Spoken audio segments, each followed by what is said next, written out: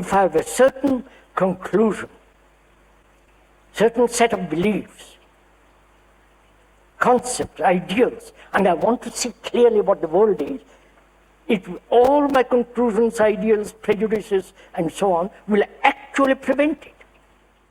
Have you ever thought about how much our personal biases affect the way we see people? Sometimes, without even realizing it, we judge someone because of their background or the way they talk, walk, or even where they come from.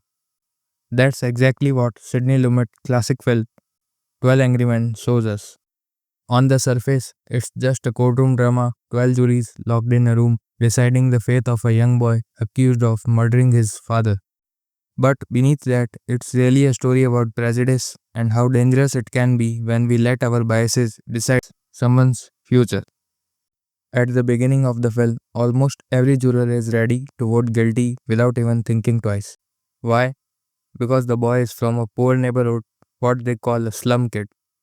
They think that kids from slums are violent and troublemakers. So, of course, he must have done it.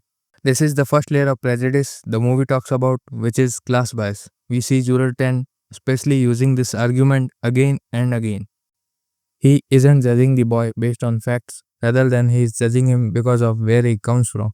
The film also shows us how prejudice can be personal too. For example, Juror 3 has a broken relationship with his own son, and he projects all that anger onto that accused boy. For him, this case isn't about justice, rather, it's about punishing his own feelings of betrayal. His prejudice comes from pain and his personal baggage, and it blinds him so much that he almost sends an innocent boy to death.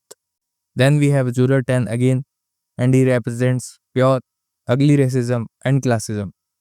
At one point, he explodes, saying that boy's entire community is untrustworthy.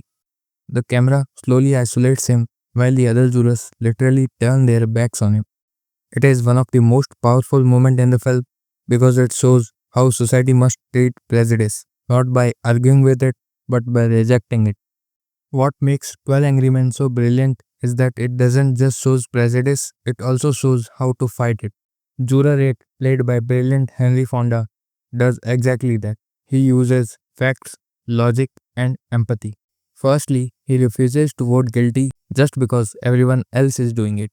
He is not saying that the boy is innocent, but he says, shouldn't we at least talk about it? He breaks down the eyewitness testimony, he questions the reliability of memory, and he reminds the others that a small doubt is enough to save a life. Slowly, one by one, the juror begins to realize that their certainty was built on bias and not evidence. By the end of the film, we see the transformation. The jurors who started with hatred and bias learn to let go of it, at least for this case. And Juror 3, the most stubborn of them all, finally breaks down and admits his prejudice was personal rather than being rational. This film tells us that prejudice is not just a social problem, it's also a personal one.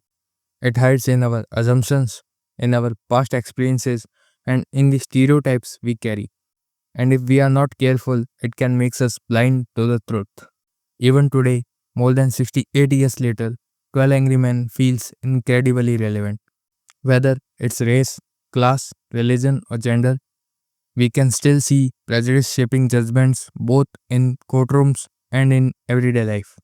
This film is a reminder that justice is not just about laws, rather, it's about human beings overcoming their own biases to see the truth.